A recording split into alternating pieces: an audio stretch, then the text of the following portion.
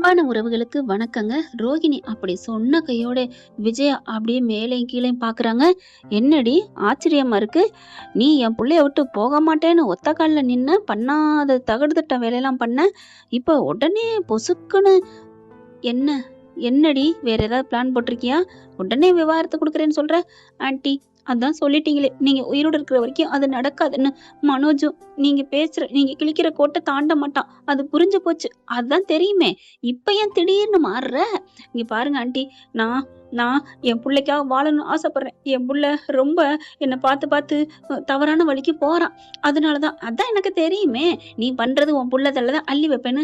Anti என் புள்ளைய பத்தி சபிக்காதீங்க anti." "சரி சரி விடு. இப்ப என்ன பண்ண போற? என்ன பாயிண்ட்க்கு வந்திருக்க? எனக்கு பணம் 5 லட்சம் குடுத்துருங்க. நான் டைவர்ஸ் பத்திரத்துல உடனே கையெழுத்து போட்டு தந்துடுறேன். வேற எதுவும் எனக்கு வேணாம். நான் அத வச்சு முன்னுக்கு வந்து என் புள்ளைக்கு ஒரு நல்ல வாழ்க்கைய குடுக்கணும். எனக்கு என் புள்ள முக்கியம். நீங்களே உங்க புள்ள முக்கியம்னு இந்த வயசு வரைக்கும் உங்க புள்ளைக்காக வாழ்றீங்க. அதுல நான் கொஞ்சமாவது இருக்கணும்னு ஆசைப்படுறேன்." அப்படின்னு அழுகுறாங்க. "என் புள்ள தான் எனக்கு முக்கியம். அவன் கெட்டு போயிறக்கூடாது. என் புள்ளைக்காக நான் வாழணும். நான் சுயநலமா இருந்துட்டேன். என் வாழ்க்கை, என்னும் சந்தோஷம், ஏன் சுகம் துக்கம் அப்படின்னு எல்லாத்தையும் என்ன மட்டுமே நினைச்சிருக்கேன். என் புள்ளைக்காக நான் வாழ நினைக்கிறேன் ஆன்ட்டி. எனக்கு காசை மட்டும் குடுத்துருங்க ஆன்ட்டி." அப்படின்னு அழுகுது. ரோகிணி அழுக வேண்டிய அவசியமே இல்லைங்க. அவங்க பெரியப்பாட்ட போய் கேட்டா குடுத்துற போறாங்க, கிருஷ்ணோட பெரியப்பாட்ட. ஆனா அவங்க புள்ளைய கேட்டாங்கல்ல. இப்ப என்ன பண்றாங்க விஜயா, "சரி உனக்கு 5 லட்சம் சீக்கிரமே தர ஏற்பாடு பண்றேன். கையெழுத்து போடுறேன். மறு வேலைய பாரு." அப்படிங்கிறாங்க. சரின்னு சொல்லிட்டு கிளம்புறாங்க. அதுக்கப்புறம் மனோஜ் வீட்ல வச்சு எல்லாத்தையும் பேசுறாங்க. "டேய், அவ 5 லட்சத்த குடுத்துட்டா, கையெழுத்து போறேன்னு சொல்லியிருக்காடா. பார்லர்மா அப்படியா சொன்னுச்சு? ஆச்சரியமா இருக்கே." அப்படின்னு சொல்ல, "ஏய் அவ சொல்லிட்டாடா, விட்றா. டேய் மனோஜ், 5 லட்சம் குடுத்தா போதும்டா." "அம்மா நிஜமாவா? அப்பா எனக்கு அந்த ஜோசியக்காரன் சொன்ன மாரி எல்லாமே நல்லதா நடக்குதுமா." அப்படி சொல்ல, "ஏய் இது மட்டும் தான் நல்லது. ஆனா அந்த அந்த பொண்ணெல்லாம் கட்டிக்க கூடாதுடா. நான் சொல்றத கேட்கணும். மீறுன இல்லம்மா அது கோடீஸ்வர பொண்ணும்மா." "டேய் கோடீஸ்வர பொண்ணோ ஏதோ அது தேவையில்லடா. 5 லட்சத்த குடுத்துட்டு மறு வேலைய பார்றா." அப்படின்னு சொல்லிட்டு போயிடுறாங்க. 5 லட்சத்துக்கு நான் எங்கே போறது? என்ன இவ்ளோ பெரிய ஷோரூம் வச்சிருக்கான். 5 லட்சம் காசு இல்லாமயா இருக்கு இவன்ட்ட? அடுத்து ஷோரூமுக்கு அவங்க அந்த ஜோசியக்கார் வராரு. "உங்களுக்கு கண்டிப்பா வாழ்க்கையில நல்லதாயா நடக்கும்." அப்படிங்கிறாங்க. இவர் போன கையோட அந்த அம்மாவும் பொண்ணும் வராங்க. "தம்பி யோசிச்சீங்களா?" யோசிச்சேன்." அப்படிங்கிறாங்க. "இப்போதைக்கு எனக்கு ஒரு 5 லட்ச ரூபா பணம் கிடைக்குமா? குடுத்துட்டீங்கன்னா உடனே முடிஞ்சிரும். ஏன்னா எனக்கு பொண்டாட்டிய நான் டைவர்ஸ் பண்ணணும்." அப்படிங்கிறாங்க. இவன் 5 லட்சம் கேட்குறானே, நான் எங்க போவேன்? எங்கள்ட்ட 5 லட்சம் இல்லையேப்பா." அப்படிங்க. "என்னங்க சொத்து பூரா எனக்கு தரேங்கிறீங்க, 5 லட்சம் உங்கட்ட இல்லையா என்ன?" "அது ஒண்ணும் இல்ல. எல்லாமே எங்க வீட்டுக்கார் பேர்ல இருக்கு. எல்லாமே இதுல தான் இருக்கு. பணம் கையில இல்லன்னு சொல்ல வந்தேன்." அப்படிங்கிறாங்க. "அப்ப வாங்கி தாங்க." என் புருஷன் பொண்ணுக்கு கல்யாணம் வேணாம், ஒண்ணு வேணாம்னு சொல்லிக்கிட்டு இருக்காரு. அதனால தான் ஒண்ணும் பண்ண முடியல. கல்யாணம் ஆயிடுச்சுன்னா சொத்து பூரா ஆட்டோமேட்டிக்கா என் புள்ள பேர்லயும் உங்க பேர்லயும் வந்துரும்." அப்படி இப்படின்னு ஆசை வார்த்தை காமிக்க, சந்தோஷமா இருக்கே அப்படின்னு நினைச்சிட்டு இருக்காரு. அடுத்து இவங்க போன கையோட அவன் ஜோசியக்காரன் வராரு. வந்த கையோட, "என்ன முடிவு பண்ணிட்டீங்களா இல்லையா?" "என்னப்பா பண்றது? 5 லட்சம் குடுத்தா தான் அவ டைவர்ஸ் வாங்குவா. நான் என்ன பண்ணுவேன்?" "யோவ் இருக்கிறதுல ஒரு நாளைக்கு கலெக்ஷன் கட்ட வேண்டிய காச குடேன்." அப்படிங்கிறாங்க. நீங்க சொல்றது சரிதான்." அப்படின்னு சொல்லிட்டு என்ன பண்றாரு, 5 லட்சத்த எடுத்துடுறாரு. ரோஹிணிய வர சொல்றாங்க. வர சொல்லிட்டு கையெழுத்து வாங்கிடுறாரு. டைவர்ஸ் கையெழுத்து. இந்த புள்ளையும் போட்டு குடுத்துருது. "மனோஜ் என்ன நீ மறந்துற மாட்டியே?" கையெழுத்து வாங்குறதே மறக்கறது தான். "என்ன ரோஹிணி, நீ நல்லபடியா இரு. இனியாச்சும் யார்ட்டயும் பொய் சொல்லாம இரு." அப்படிங்க. அதாவது பொய் சொல்லிக்கிட்டே இருந்த ரோகிணி நல்லவளா மாறிடுச்சு இப்ப. இப்ப இந்த கதைய பொறுத்தவரைக்கும். ஆனா பொய் சொல்லியும் தான் இருந்தான் மனோஜ். இருந்தாலும் கொஞ்சம் நல்ல ஒரு மாரி ஒரு கெட்டப்ல இருக்காங்க இல்லையா? அவரு இப்ப முழு பொய்ய சொல்ல ஆரம்பிக்கிறாரு. ஏன்னா அம்மா முடியவே முடியாதுன்னு சொல்லிருச்சு. அந்த பிள்ளைய கல்யாணம் பண்ணவே கூடாதுன்னு. அதனால என்ன பண்றாரு, அந்த அம்மா அப்பாவையும் வர வச்சு, அந்த பொண்ணையும் வர வச்சு, "நான் கல்யாணத்துக்கு ரெடி. இந்தா டைவர்ஸ்லாம் வாங்கியாச்சு." அப்படிங்கிறாங்க. "அப்படியா? ரொம்ப சந்தோஷம். இப்ப எங்க வச்சு பேசலாம்? உங்க வீட்டுக்கு வரேனே, அட்ரஸ் குடுங்க." "அட்ரஸா? இப்ப என்ன பண்றது?" அப்படியே உங்களுக்கு ஒரு டவுட்டா இருக்கு. சரின்னு சொல்லிட்டு அடுத்த ஏரியாவுல அவங்களுக்கு தெரிஞ்சவங்க, அதாவது அந்த போக வர இருப்பாங்க இல்லையா? அந்த வீட்டு அட்ரஸ குடுத்துடுறாங்க. "நான் இப்பவே வர்றேன்." "இப்ப எதுக்கு? நாளைக்கு வாங்க தம்பி." அப்படின்னு சொல்லிட்டு போயிடுறாங்க. என்ன பண்றதுன்னு தெரியல. அந்த இடத்துல போய் நிக்கிறாங்க. அவங்க பார்த்தா ஊருக்கு போயிட்டாங்க. வெளியூருக்கு போனதுனால அந்த வீட்டு முன்னாடி அந்த வராண்டாவே பெருசா இருக்கு. அங்க நின்னுகிட்டு இருக்குதுக. மனோஜும் போயிடுறாரு. போயிட்டு, "என்ன ஆன்ட்டி இங்க நின்னுட்டு இருக்கீங்க? உள்ளுக்க போலயா?" "இல்ல என் வீட்டுக்காரர் கதவ பூட்டிட்டு எடுத்துட்டு போயிட்டாரு. அதுதான் நிக்கிறோம்." அப்படிங்கிறாங்க. "வாவ்! வராண்டாவே சூப்பரா இருக்கே! இவ்ளோ பெரிய வீடா உங்களுக்கு?" "ஆமா. இனிமே இந்த வீடு இந்த வீட்டோடது. மனோஜ் பேருன்னு மனோஜ் பேர்ல தான் இருக்க போகுது." "ஐயோ! அவருக்கு சொர்க்கத்துல போற மாரி இருக்கு." "நிஜமாவா?" "ஆமா ஆமாப்பா, எங்களுக்கு எத்தனை வீடு இருக்கு தெரியுமா? எல்லாமே உங்க பேர்ல எழுதி வச்சுருவோம். அப்படின்னு சொல்லிட்டு அந்த அந்த அந்த பக்கத்துல இருக்கே அது மனநல பாதிக்கப்பட்டது. அது ஊண்டுகிட்டே இருக்குது. நீ மனோஜு உங்க பேர்லயே எழுதி வச்சுருவாங்க. எனக்கு ஜூஸ் வாங்கிட்டு வந்தியா? ஜூஸ் பைத்தியமா இருக்கே! அப்படின்னு நினைச்சுட்டு, சரி இப்ப இப்ப என்ன பண்றது? ஐயோ! சொத்து பூரா எனக்கு வரப்போதே. சரி இப்ப என்ன பண்ணலாம்? நாங்க நாளைக்கு கடைக்கு வரோம் பேசிக்குவோம். நீங்க கிளம்புங்க அப்படிங்கிறாங்க. வீட்ட பார்த்துட்டு, நல்ல வீடா இருக்கே! நாளைக்குலேருந்து இந்த வீடு எனக்கு. இவனையோட ஓட்டை வீட வச்சுட்டு என் வீடு, என் வீடுன்னுகிட்டு இருந்துச்சு. அம்மாவும் சரி, முத்துவும் சரி. இனிமே இந்த வீட்டுக்கே நான் தான் ராஜா. அப்படின்னு சிரிச்சுட்டு மனோஜ் கடைக்கு போயிடுறாரா? இதுங்கலாம் பாக்குதுங்க. ஐயோ! ஐயோ! அப்படின்னுட்டு கடைக்கு போன கையோட என்ன பண்றாங்க, வெளில போயிடுறாங்க. போயிட்டு இந்த சொத்துக்கள் பூரா உங்களுக்கு நாங்க எழுதி வச்சுர்றோம் அப்படிங்கிறாங்க. எழுதி இப்பயே வைக்க போறீங்களா? ஆமா. அப்புறம் நாங்க சாமி கும்பிட்டு வந்துடுறோம் அப்படின்ட்டு போக, அதுக்குள்ள ஏதாவது நடக்கக்கூடாதுன்னு வேண்டிக்கணும் அப்படின்ட்டு போக அந்த ஜோசியக்கார் வராரு. வந்த கையோட என்ன பண்றாங்க, சாமி உங்களுக்கு குடுத்து வச்சிருக்கணும். என்னய்யா எல்லா சொத்தும் எனக்கு வரப்போகுது. ஐயோ! அப்படிங்கல. சரி உங்களுக்கு எல்லா சொத்தும் வரப்போகுது. அதுல ஒரு சிக்கல் இருக்கே. என்ன சிக்கலு? இந்த உன் பேர்ல அவங்க கல்யாணம் பண்ணி உனக்கு பேர்ல எழுதி வைக்கணும்னா, ஏற்கனவே உன் பேர்ல எதுவுமே இருக்கக்கூடாதே அப்படிங்கிறாங்க. என்ன சாமி நீங்க இப்படிலாம் சொல்றீங்க? என் பேர்ல இந்த ஒண்ணு தான் இருக்கு. இதையும் நான் என்ன பண்றது? அட இது உன் பேர்ல இருந்தா உனக்கு பல கோடி வராதுயா. நீ மட்டும் வேற ஆளுக்கு மாத்தி எழுதி வச்சுரு. யாருக்கு எழுதி வைக்கிறது? உனக்கு இவ்வளவு பெரிய வாழ்க்கைய நான் ஏற்படுத்தி குடுத்துருக்கேன். என் பேருக்கு எழுதி குடு. உங்க பேருக்கா? அதெல்லாம் முடியாது. ஏதோ ஒரு 5 லட்சம், ஒரு 10 லட்சம் காசுக்கு எழுதி தர்றேன். இந்த கடையில தர முடியாது. அட நீ வந்து உன் பேருக்கு வர்ற வரைக்கும் தான்யா என் பேருக்கு எழுத சொல்றேன். அதுக்கப்புறம் உன் பேருக்கு மாத்தி தந்துருவேன். ஓ! அப்படியா? சரி. மனோஜும் யோசிக்கிறாரு. என்ன பண்றதுன்னு தெரியலைங்கல. அந்த அம்மா ஃபோன் அடிக்குது. ஃபோன் அடிச்சு கூட என்ன என்ன ஆண்டி அப்படின்னு கேட்க, இல்லப்பா என் வீட்டுக்காரரு கல்யாணம்லாம் பண்ண வேணாம்னு சொல்றாருப்பா. அதனால உன் பேர்ல சொத்துக்கெல்லாம் எழுதி வைக்கிறதுல பிரச்சனை இருக்குப்பா அப்படின்னு சொல்ல, ஐயோ ஆண்டி அப்படிலாம் சொல்லிடாதீங்க. இல்ல இல்ல இருங்க இருங்க அப்படின்னு ஃபோனை வச்சுட்டு, ஐயோ வாயா நம்ம போய் உன் பேருக்கு மாத்தி வைக்கிறேன் என் ஷோரூம. ஏன் என்னாச்சு? அதெல்லாம் ஒண்ணும் இல்ல. என்ன அந்த அம்மா எதுவும் சொன்னுச்சா? ஆமா. அவங்க அப்பன், அவங்க புருஷன் எனக்கு கல்யாணம் பண்ணி குடுக்க மாட்டேங்கிறான். அதனால அந்த அம்மா சொன்னுச்சு, "நீ வா" அப்படின்னு சொல்ல, வாடி வா" அப்படின்னு சொல்லிட்டு போறாங்க. இவங்க பேருக்கு எல்லாத்தையும் எழுதி வச்சு அதாவது ஷோரூம எழுதி வச்சுறாரு மனோஜ். அவன் ரொம்ப சந்தோஷமா, "உனக்கு இனிமே எல்லாம் நல்லதாவே நடக்கும்" அப்படின்ட்டு போக, இங்க என்ன பண்றாங்க, அந்த அம்மாவும் மகளும் வராளுங்க. 1, 2 பத்திரமா இருக்கு. "தம்பி, என் புருஷன் ஒத்துக்கிட்டாரு." "என்ன சொல்றீங்க?" "ஆமா." பரவாயில்லையே. சொத்த எழுதி வச்சோன்னே அப்படியே என் பேருக்கு எழுதி வைக்க போறாங்க போலருக்கே.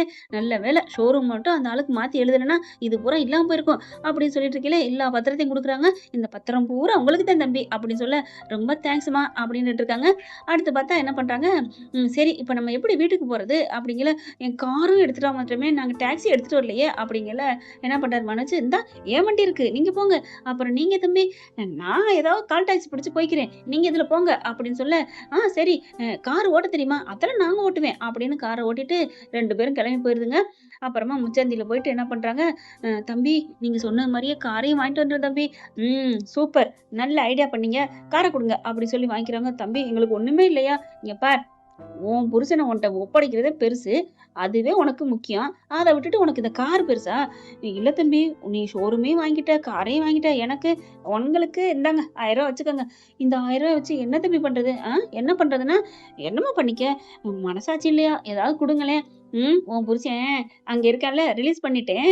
அவனுக்கு போட்டு விடு. அவன் காசு பணம் இல்லாம காஞ்சு போய் கிடக்குறான். தம்பி அப்படிங்கிறாங்க. சரி சரி உனக்கு போட மாட்டேன். நான் அந்த ஆளுக்கே போட்டுக்கிறேன்னு அந்த 1000 அங்கே போட்டு விட்டுறாங்க.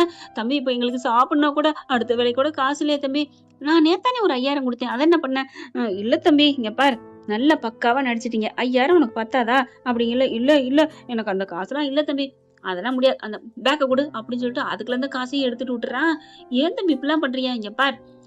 இறங்கிட்டோம்னா ஈவு இறக்கமே பார்க்கக்கூடாது. அது மாதிரி தான் நான். நீ எப்படியோ போந்தா கோயில் இருக்கு. அங்கே போய் உட்காந்து தர்மம் எடுத்து அம்மா தாயன்னு வாங்கி சாப்பிட பொழப்ப வழிய பாருங்க. எப்படி என்னென்ன பண்ணா உன் அப்பன்? சும்மா விடுவனா என்ன? எங்க குடும்பத்துக்கு எவ்வளவு பண்ணான்? எப்படி திட்டம் தீட்டணும்ல. அதுவும் இந்த மனோஜ் பையன் அவன் என்ன லேஸ்பட்ட ஆளா என்ன? அவன்கிட்டயும் வாங்கியாச்சு. சரி சரி போங்க, நட சாத்திரக்குள்ள ஏதாவது தர்மம் எடுங்க அப்படின்னு சொல்லிட்டு போக, அது ரெண்டும் ஆடி போதுங்க. என்னம்மா இப்படி ஆயிடுச்சு?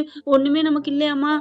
மனோஜுக்கு சந்தோஷம் தாங்கல. பெட்டி நிறைய பத்திரம் வந்துருச்சு அப்படி இப்படின்ட்டு அந்த ஜோசியக்காரனை பார்த்தா நம்ம பேர்ல மாத்தி எழுதணுமே நம்ம கடைக்கு அப்படின்னு சொல்லிட்டு கடைக்கு போய் நின்னுட்டு அந்த ஜோசியக்காரனை பார்த்தா ஆளை காணோம். ஜோசியக்காரன் வர்றான் கொஞ்ச நேரம் கழிச்சு. வந்த கையோட சார் நீங்க சொன்ன மாதிரி எல்லா சொத்தும் என் கைக்கு வந்துருச்சு. வந்துருச்சா சூப்பர் அப்படி சொல்ல அப்புறம் என் பேருக்கு எப்ப அந்த ஷோரூமை மாத்தி எழுத போறீங்க? என்னது உன் பேருக்கா? ஏன் மாத்தணும்? எதுக்கு மாத்தணும்? என்ன இப்படிலாம் பண்றீங்க? ஐயோ என்ன நீ தான் என்கிட்ட மாத்தி கொடுத்துட்ட அப்புறம் என்ன? இங்க பாருங்க அப்படிலாம் பேசக்கூடாது. எப்பார் யோ 4 பேர் அடியாட்கள் வச்சிருக்கான். இவனை தள்ளி விடியா கழுத்தை பிடிச்சு அப்படிங்கிறாங்க. வேற வழியே இல்ல. அப்படியே கழுத்தை பிடிச்சு தள்ள தொப்புக்கடின்னு வந்து ரோட்ல விழுக பாக்குறான். ஐயோ ரோட்டுக்கு போன கையோட என்ன இவன் இப்படி தள்ளிட்டான் அப்படின்னு சொல்லிட்டு சரி இந்த சொத்து போனா என்ன நமக்கு தான் இவ்வளவு சொத்து இருக்கே அப்படி சொல்லிட்டு அப்படியே பத்திரத்தெல்லாம் பாக்குறாரு. அவ்வளவு ஒரு சந்தோஷம். அதுக்கப்புறம் அந்த ஆன்ட்டிக்குன்னு ஃபோன் பண்ணா போனை எடுக்கல. Not reachable. அந்த அம்மாவுக்கு எடுத்தா நாட் ரீச்சபிள். பொண்ணுக்கும் அடிச்சாலும் நாட் ரீச்சபிள். ஐயோ என்னது அப்படின்னு வேக வேகமா அறக்க பறக்க அந்த அம்மா அட்ரஸ் கொடுத்தாங்களே அங்க போறாங்க. அங்க பாத்தீங்கன்னா ஊர்ல இருந்து வந்துடுறாங்க. அங்க போனவங்க என்ன இவங்க யாரோ நிக்கிறாங்க. என்னப்பா வீட்டை வெறிக்க வெறிக்க பாக்குற? மனோஜை பார்த்து கேக்குறாங்க. மனோஜ் இருந்துட்டு இல்ல இங்க இருந்தாங்களே அவங்க எங்க? இங்க இருந்தவங்க நாங்க தான். இல்ல வேற ஒருத்தவங்க இருந்தாங்களே மணல்ல பாதிக்கப்பட்ட அந்த பொண்ணு இருந்துச்சே அந்த அம்மா பொண்ணு. என் பொண்ணு தான் இந்த தான் இருக்கு. இவன் நல்லா தான் இருக்கா. எந்த மனசும் போகலையே கெட்டலாம் அப்படிங்கல. இல்ல நான் உள்ள போய் பாக்கணும். யோ என்னையா ஏன் வீட்டுக்கு வந்துட்டு உள்ள போய் பார்க்கணும் நொல்ல போய் பார்க்கணும் போயா அப்படின்னு அவங்களும் கழுத்தை பிடிச்சதல்ல. அப்ப போச்சா எல்லாம் போச்சா? ஐயோ ஐயோ ஏமா இந்த வீடு அவங்க பேர்லாமா இருந்துச்சுங்க பாருங்கம்மா அப்படின்னு காமிக்க. ஐயோ இது எந்த வருஷம் பத்திரம் பாத்தியா அப்படிங்கிறாங்க. பாக்குறாங்க. பார்த்தா 2036ன்னு போட்டிருக்குங்க. என்னையா 26க்கும் 36க்கும் கூட வித்தியாசம் தெரியலையா? ஆமா. ஐயோ போச்சே. ஐயோ நான் என்ன பண்ணுவேன்? எல்லாம் போச்சே கடையும் போச்சு அதுவும் போச்சுன்னு புலம்ப கடைக்கு வந்து புலம்ப அந்த ஆளு மறுபடியும் தள்ளி விடுறாரு. என்ன நினைச்சிட்டு இருக்க நீ? ஏமாந்ததுக்கு நான் ஒண்ணும் பண்ண முடியாது அப்படின்றாங்க. அதுக்கு மேல ஒண்ணும் பண்ண முடியல. ச்சே இப்படி பண்ணிட்டாளுகளே. இப்ப அவளுக்கு எங்கேதான் இருப்பாளுங்க? வேற வீட்டுக்கு போயிட்டாளுங்களா? அடுத்த வீட்டை ஏன் காமிக்கணும் அப்படின்னு கடவுளே உனக்கு கண்ணு இல்லையா அப்படின்னு சொல்லிட்டு பசி எடுக்குது. வீட்டுக்கும் போக முடியல. கையிலயும் காசு இல்ல. எல்லாத்தையும் பறிச்சுட்டு விட்டுட்டான். இப்ப போறாங்க. போயிட்டு கோயிலுக்கு போயிட்டு ஏதாவது உண்டை கட்டி சோறு வாங்கி திம்போன்னு போனா அம்மா தாயே ஐயா தர்மம் போடுங்கய்யா அப்படின்னு அந்த அம்மாளும் மகளும் போட்டுக்கிட்டு இருக்கா. அதான் பிச்சை கேட்டுக்கிட்டு இருக்க. இவர் என்ன பண்றாரு? கையில 10 ரூபா இருக்கு. இதை போட்டு என்ன பண்றது அப்படின்னு பார்க்க ஐயா காசு அப்படிங்கிற டக்குன்னு இவன் மனோஜை பார்த்தோன்னா ஐயோ அப்படின்னு திரும்ப இருங்க இருங்க அப்படின்னு அப்படி குனிஞ்சுக்கிட்டு போயிட்டு அவங்கள பாக்குறாங்க. இங்கிட்டு திரும்புதுங்க. இங்கிட்டு போக இங்கிட்டு போக அங்கிட்டு. ஏய் ஆத்தாளமோ நீங்களாடி எந்திரிங்கடி அப்படிங்கல. ஏப்பா யார்பா நீ இப்பெல்லாம் பேசிட்டு இருக்க? இங்கெல்லாம் வந்து பேசக்கூடாது அப்படின்னு ஒரு அம்மா அங்க இருந்து கத்த. வாங்க இவங்க 2 பேரும் யாரு தெரியுமா? யாரு? என் சொத்தெல்லாம் எழுதி வாங்கிட்டு வந்துட்டாளுங்க. என்னது உன் சொத்தை எழுதி வாங்கிட்டு வந்துட்டாள? இவங்க அப்பெல்லாம் பண்ண மாட்டாங்க. இவங்கெல்லாம் அப்பப்ப இங்க வந்து இந்த மாதிரி தர்மம் எடுத்து சாப்பிட்டுட்டு இருக்காங்க. உன் சொத்தை எழுதி வாங்க போறாங்க. என்னது தர்மம் எடுத்து சாப்பிட்டுட்டு இருக்காளுகளா? அடியே சிரிக்கி போல எந்திரிங்கடி அப்படின்னா 2 பேரும் எந்திரிக்கிறாங்களா? கொஞ்ச நேரம் தானே பம்ம முடியும். அதுக்கு மேல ஒரு கட்டத்துக்கு மேல போனோன்னே என்ன இப்ப எதுக்கு என்கிட்ட வர்ற? ஏய் நீங்க இந்த போல பொழப்பிக்கிறவளாடி? அப்ப பணக்காரன் கோடீஸ்வரன் சொன்னதெல்லாம் யார் சொன்னா? நீனா கேட்டா நாங்களா சொன்னோம்? அடி பாவி கடைக்கு வந்து கேட்டியடி கெஞ்சினியடி பாவிகளை அடிக்க போயில அங்க இருக்கவங்களா? யோ பாவையா அதுல பாவம் கையில காசு இல்லாம ரொம்ப நொந்து போய் சாப்பாட்டுக்கு வழியிலாம உட்காந்துருக்காங்க. ஓடுங்கயா அப்படின்னு மனோஜை விரட்ட பாக்குறாங்க. அடி பாவில நான் உனக்கு அப்படி என்னடி பண்ணேன்? நாங்க என்ன பண்றது? எங்க விதி. நாங்க உங்ககிட்ட அப்படி பண்ணிட்டோம். நாங்க ஒண்ணும் பண்ண முடியாது. இங்க பாரு என் ஷோரூமை கொடு, அதை கொடு, இதை கொடுன்னு கேக்குறாரு மனோஜ். இங்க பாருங்க எங்ககிட்டே ஒண்ணு இல்லாத நாங்களே எங்கேயோ வந்து உட்காந்துருக்கோம். அதனால நீ பேசாம போயா. என்னையா நீ வந்து நிட்டு இருக்க? அவன் ஏமாத்திட்டு போயிட்டான். யார் அவன்? அவனை சொல்லு. அவன் எங்க இருக்கான்னு எங்களுக்கே தெரியாது. வந்தா என் புருஷனை வச்சுக்கிட்டு பிளாக்மெயில் பண்ணா. அதுக்காக நாங்க பண்ணோம். அதெல்லாம் சோழி முடிஞ்சிச்சு. இனிமேலாம் பேசுறதுக்கு வேலையே இல்ல. போப்பா. ஏய் உங்களை நான் சும்மா விட மாட்டேன். என்ன பண்ண போற? எங்ககிட்டே வெறும் தட்டு தான் இருக்கு. ஒன்னும் பண்ண முடியாது. கிளம்பு இடத்த காலி பண்ணு அப்படின்னு சொல்லிட்டு அம்மா தாயே போடுங்கம்மா அப்படின்னு அங்கிட்டு திரும்பிடுறாங்க. மனோஜுக்கு என்ன பண்றதுன்னு தெரியல. அடி பாவிலா துரோகிலா ஏமாத்திட்டேலடி அப்படின்னு கையை நீட்ட அதுல இருந்து 2 பேர் தர்மம் போடுறாங்க. யோ போங்கயா.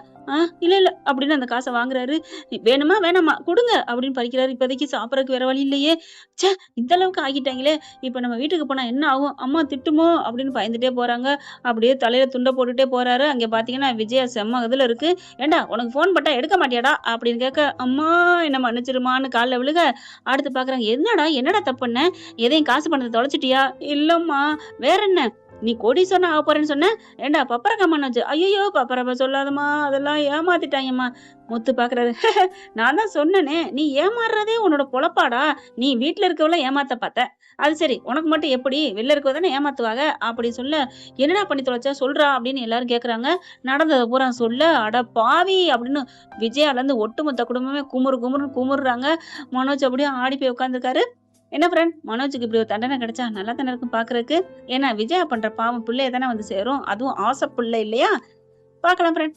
இந்த பதிவு உங்களுக்கு பிடிச்சிருந்துச்சுன்னா உங்க பொண்ணான கையால ஒரு லைக்கை போட்டு சப்ஸ்கிரைப் பண்ணி ஆதரவு கொடுங்க அன்பு உறவுகளே. Thank you friends. இந்த வீடியோ உங்களுக்கு பிடிச்சிருந்தா தயவு செய்து லைக் பண்ணுங்க. இன்னும் அப்டேட்ஸ்க்காக சேனலை சப்ஸ்கிரைப் பண்ண மறக்காதீங்க. நம்ம கிட்ட இருக்க எல்லா சேனல்ஸோட லேட்டஸ்ட் வீடியோ அப்டேட்ஸ்க்காக மேல ரைட் சைடுல காட்டுற லிங்கை கிளிக் பண்ணி வாட்ஸ்அப் குரூப்ல ஜாயின் பண்ணுங்க. உங்களிடம் விடைபெறுவது நான் உங்கள் மெஹர்.